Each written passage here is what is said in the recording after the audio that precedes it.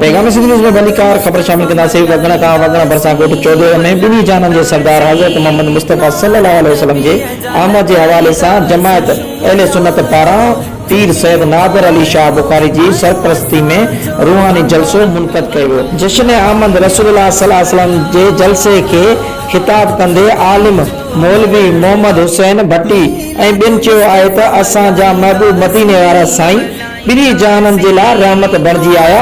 असांखे पंहिंजे प्यारे पैगंबर जे मीलाद मल्हाइंदे तमामु घणी दिली सुकून मिलंदो आहे। जॾहिं त जलसे में नात ख़्वाननि हाफ़िज़ गुल हुसैन ओडाणो, हाफ़िज़ अब्दुल सत्तार मुगेरी ऐं ॿियनि नात ख़्वाननि नातो पढ़ी आयल माण्हुनि खे झुमाए छॾियो।